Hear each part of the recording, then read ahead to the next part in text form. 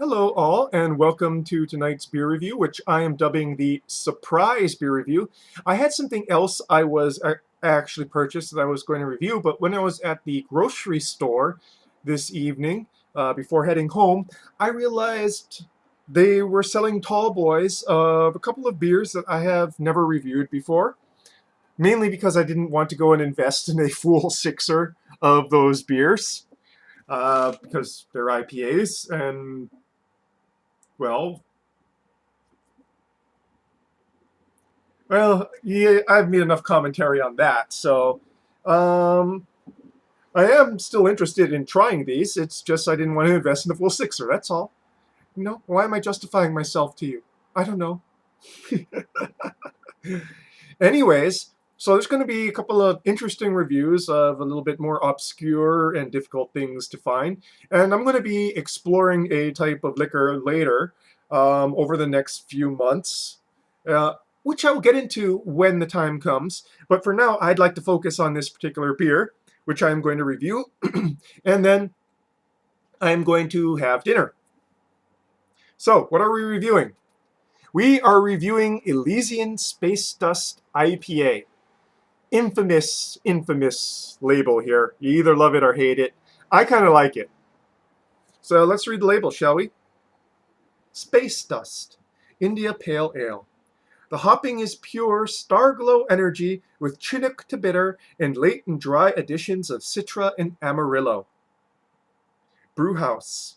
We opened our doors in 1996 when bold art and music defined Seattle, and I lived there during that time. We carry that same spirit in the way we brew our beer. It's about taking chances, learning from our missteps, and changing perceptions. Pull up a bar stool at elysianbrewing.com. So this is 8.2 ABV. I'm not sure what the IBUs are on this. I would guess probably on the bit high side. And never tried this before, I'm going to guess it's Pacific Northwest style IPA. So very classic, as it were. So let's go and pour out this tall boy, yes?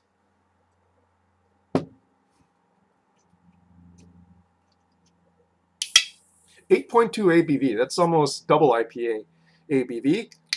Oh boy. Already got a big smell when I go and crack it open. Cracking one open with the boys. Only I have no boys because I live in Hawaii and everyone leaves Hawaii.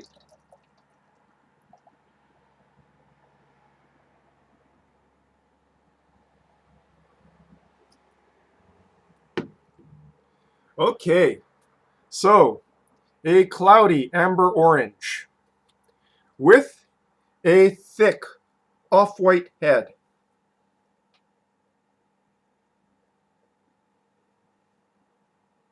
That is redolent of grapefruit, pine, pine, and also a hint of berries. Very well carbonated, but can't see it because it's very cloudy. I don't think this counts as a hazy, though. Kind of predates the hazy thing. Okay, and decided that it wants to go and be blurry. This camera of mine is just so frustrating. I'm going to shove something up real close, and then it decides, oh yeah, now it's going to go back to me. Okay. Interesting berry note there. Bits of zest are also emerging, citrus zest. Let's get on to the palate, shall we?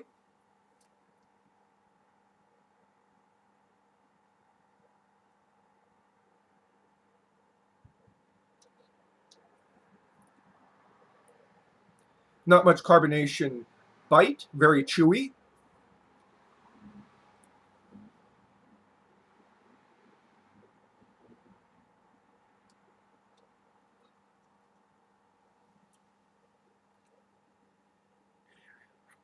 Hop forward, hop bitterness, big up front, kind of declines a little, and lasts into the long finish.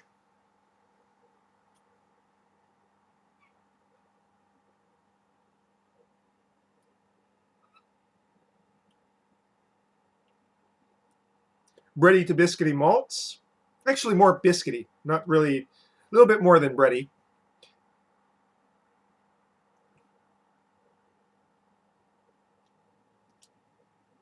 Very lasting bitterness on the palate in the long finish, but not overly so, I would say. It doesn't feel almost tannic. There's no tannic aspect to it.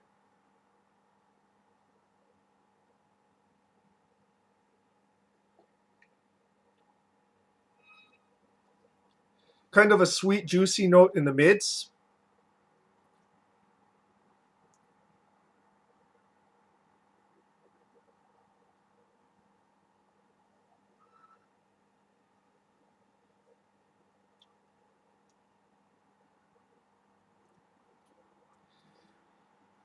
Despite the haziness, definitely old world.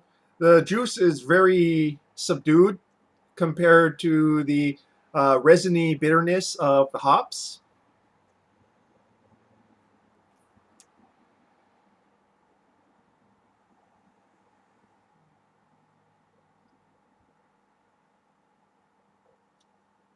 Almost an ozone effervescent note, but it's not really in the nose. It's just in the tasting on the effervescent. Kind of interesting in that.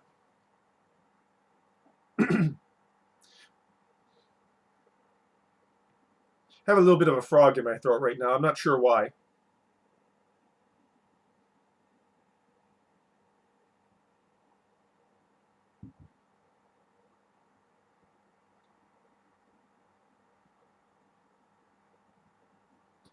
Also, an interesting top and finish note of berries. Um, yeah, so it has some interesting taste notes there. Basically, that sort of berry note in the nose and in the effervescence.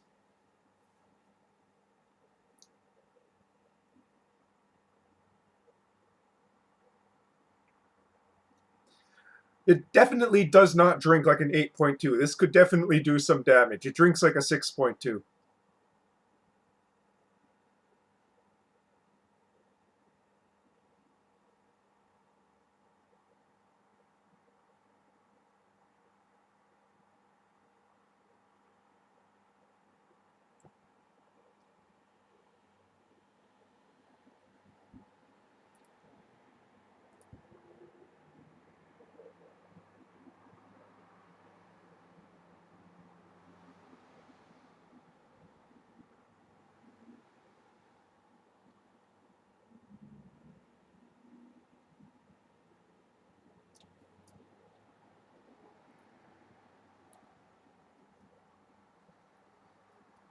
A bit more bitter than is to my taste for the style. It's within style, but that's part of my sort of fatigue with IPAs is that you know bitterness is bitterness as a centerpiece of the flavor palette is just really kind of I'm kind of tired of it, and that's not a particular hit on this beer. I actually think it's pretty well made and somewhat interesting. It's just not particularly for me, which is kind of why I've been avoiding buying full sixers of these of the IPA styles, even though they're all over the place.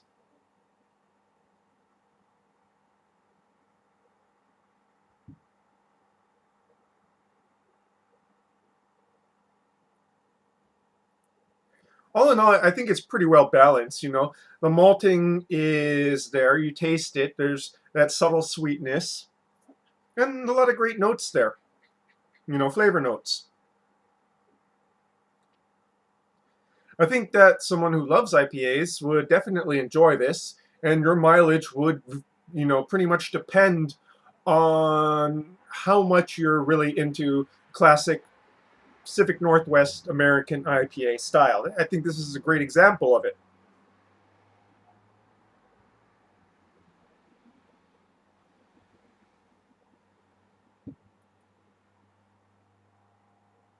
As it warms up, not really much anything new emerging. And with that, I am going to go and end this review. Elysian Space Dust IPA. A pretty good example of a style.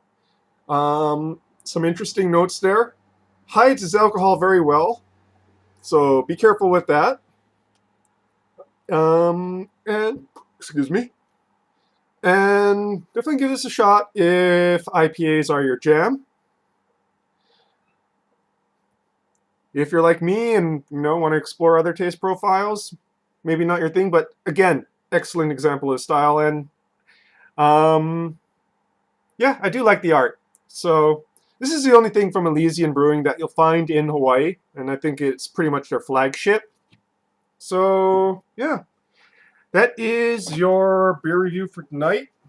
Tomorrow afternoon, I'll be reviewing another IPA that's in a tall boy. Just checking off the list. Got to go and see if I can,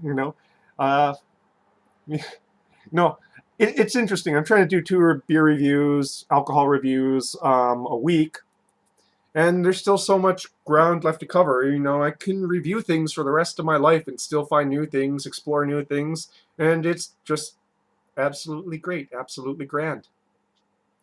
The only thing better than doing my taste reviews is reading a great book and owning chickens, and hopefully I can get to doing that again sometime in the future within my lifetime. So folks, that's your beer review for tonight. Cheers.